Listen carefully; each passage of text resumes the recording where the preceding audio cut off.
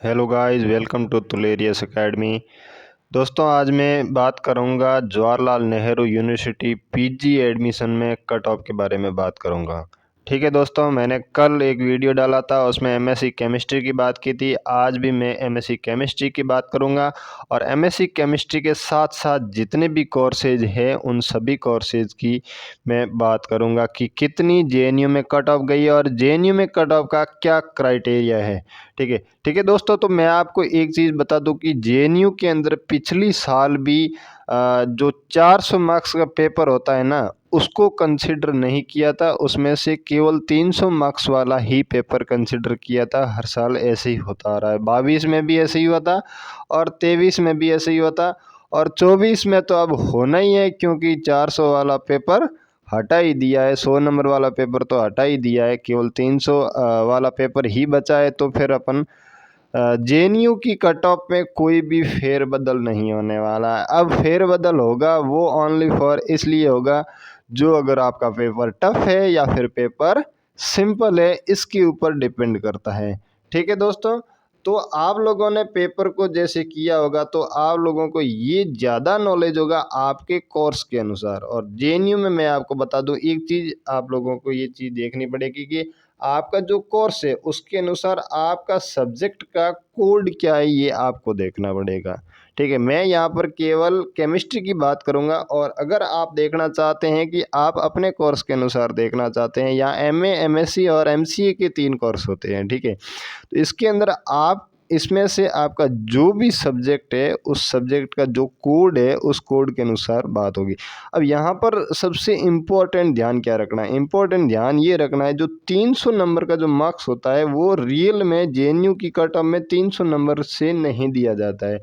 वो क्या करते हैं, इसमें 300 में से 3 को डिवाइड कर देते हैं। इसका मतलब अगर आपके 50 नंबर है तब वो ना माना जाएगा कि वो रियल में वो नंबर 150 नंबर है। ठीक है, समझ रहे हैं बात को? अगर आपके जैसे मैं बात करूं, यहाँ पर केमिस्ट्री की बात करूं, तो यहाँ पर जनरल की जो कट ऑफ गई है, फर्स्ट लिस्ट के अंदर जो जनरल की कट ऑफ गई है वो 59 गई है। तो इसका मतलब रियल वाले 59 नंबर नहीं है, इसके आप इसको मल्टीप्लाई कर लो 3 से। ठीक है, तो यहाँ पर इसको 3 से मल्टीप्लाई करोगे वो इसके रियल नंबर की कट ऑफ गई है। तो यहाँ पर क्षेत्रीय 18, मतलब यहाँ पर आप मान लीजिए कि 177 के करीब इसकी कट ऑफ गई है। ठीक है, तो यहाँ पर ये इसकी कट ऑफ है। ठीक है, जनरल की कट ऑफ है। उसके बाद में एससी की कट ऑफ है 46 गई है, तो इसको 3 से मल्टीप्लाई कर लो। और फिर एसटी की कट ऑफ है तो इसको 3 से मल्टीप्लाई कर लो और 35 है। और उसके बाद में यहाँ पर ओबीसी की कट ऑफ लगभग 53 है, तो 159 के आपकी कट ऑफ गई है, 159 कट ऑफ गई है। इसमें मैं आपको बता दूं, फिर से बता दूं, इसमें 400 से कंसिडर नहीं किया गया है, 300 से ही कंसिडर किया गया है। इसका मतलब जो यहाँ पर कट ऑफ दिखाई गई है, ये कट ऑफ से आपकी इस बार की कट ऑफ ऊपर ही रहने वाली है। ठीक है, अगर मैं जनरल की बात करूँ 59 है, तो मैं केमिस्ट्री की बात करूँ तो केमिस्ट्री में इस बार पेपर थोड़ा सिंपल था, तो इसका मतलब कट ऑफ 59 से आपकी ऊपर जाने वाली है। मतलब आपका लगभग आप मान लीजिए कि आपका ओवरऑल 300 में से जेएनयू की कट ऑफ है वो 200 जाने वाली है। बट मैं एक आज आपको बात बता दूं कि पिछले साल के कंपैरिजन में मैं देख रहा हूं कि जेएनयू को लोगों ने कम प्रेफरेंस दी है बीएचयू की कंपैरिजन में। ऐसे बहुत सारे लड़के हैं जो जेएनयू को छोड़ के बीएचयू को प्रेफर किया। अब वहाँ पर एक चीज़ है कि वहाँ पर जनरली क्या हॉस्टल की सुविधा तो है और फीस भी बहुत कम है, बट हॉस्टल में इतनी फैसिलिटीज़ नहीं है, क्योंकि इतनी मतलब जितनी क्या कहते हैं, जितनी बीएचयू के अंदर फैसिलिटीज़ है उतनी वहाँ पर नहीं है। कुछ लड़के हैं जिन्होंने यहाँ पर जेएनयू के बजाय बीएचयू को प्रेफर किया है। मैं यहाँ पर केवल केमिस्ट्री कोर्स की बात नहीं कर रहा हूँ, यहाँ पर बहुत अलग अलग कोर्सों से काफ़ी जने आए हैं, तो मैं उनसे अगर एक हो सके तो जनरल एक वीडियो बना दूंगा, ताकि उसमें आपको पता चल जाए कि जेएनयू के कंपैरिजन में बीएचयू को क्यों प्रेफर किया गया है। और कुछ ऐसे भी थे जिनको हैदराबाद के कंपैरिजन में बीएचयू को प्रेफर किया है। बट मैं एक बात बता दूं कि हैदराबाद केमिस्ट्री में हमेशा टॉप पे है, और वो बीएचयू से आप उनको हमेशा प्रेफरेंस में आगे ही रखिएगा। और जेएनयू को आप बीएचयू की केमिस्ट्री है तो बीएचयू की केमिस्ट्री को आप सेकंड नंबर पे या थर्ड नंबर पे डाल सकते हैं। बाकी अदर कोर्सेज में भी ऐसा नहीं, बाकी अगर लैंग्वेज की बात करते हैं तो उसमें जेएनयू हमेशा टॉप पे है।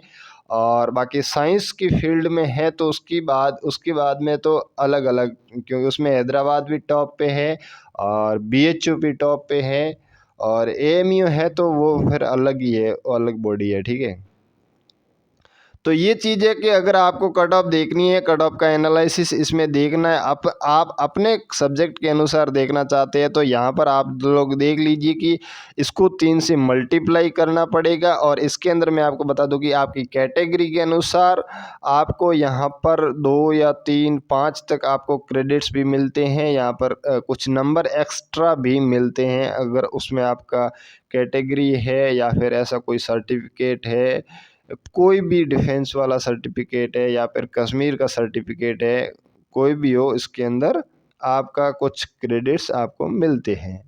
ठीक है, तो ये थी बात आज यहाँ पर जेएनयू की कट ऑफ के बारे में। आप यहाँ पर देख लीजिए एमए, एमएससी, एमसीए की तीनों की लिस्ट के अंदर आपका जो सब्जेक्ट है उस सब्जेक्ट के अनुसार आप अपने कोर्स की लिस्ट दे दीजिए, इसको 3 से मल्टीप्लाई कर लीजिए, और जो मार्क्स है इससे जो पेपर है पिछली साल का, आपने पेपर को सॉल्व भी किया होगा, उस पेपर के सॉल्व और आपने जो पेपर दिया है उसके अनुसार अगर आप देखा जाए, मैं केमिस्ट्री की बात करता हूं तो केमिस्ट्री की इस बार जो कट ऑफ है वो यहाँ पर 180 से ज़्यादा जाने वाली है। जेएनयू की फर्स्ट कट ऑफ इतनी ज़्यादा जाने वाली है, और सेकंड लिस्ट में ज़्यादा नहीं गिरती है जेएनयू की।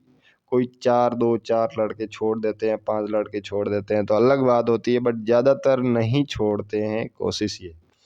ठीक है दोस्तों, तो ये थी यहाँ पर आज बात मैं करूँ तो जेएनयू की बात थी, जेएनयू की कट ऑफ के बारे में बात थी। और अगर इसमें किसी भी प्रकार का डाउट है तो यहाँ पर आप लोग पूछ सकते हैं। तो मैं यहाँ बता दूँ, एक चीज़ और बता दूँ कि कुछ लोग गए थे, जेएनयू गए थे, और वहाँ पर वहाँ जो हॉस्टल की फैसिलिटीज़ है वो इतनी ख़राब कंडीशन में है। फैसिलिटीज़ तो है बट उसकी कंडीशन काफ़ी अच्छी नहीं है। ठीक है, इसलिए कुछ लोगों ने क्या किया है, उसको उसके बजाय बीएचयू को प्रेफर किया है। और बीएचयू की फ़ीस आपको 3,000 लगती है, वहाँ पर तो 200 के अंदर आपकी सिमट जाती है, बट 3,000 भी ज़्यादा नहीं है। अगर आप बाहर रहते हैं, वहाँ हॉस्टल के बाहर रहते हैं तो दिल्ली है तो वहाँ पर महंगा पड़ता है। यहाँ पर मैं बता दूँ वाराणसी में यहाँ पर बाहर रहना बहुत सस्ता है, बहुत सस्ता है। कंपैरिजन टू दिल्ली बहुत ज़्यादा सस्ता है, एकदम नॉर्मल। ठीक है दोस्तों, तो इसलिए शायद उन्होंने चुना होगा, और यही कंडीशन है, यही बात थी।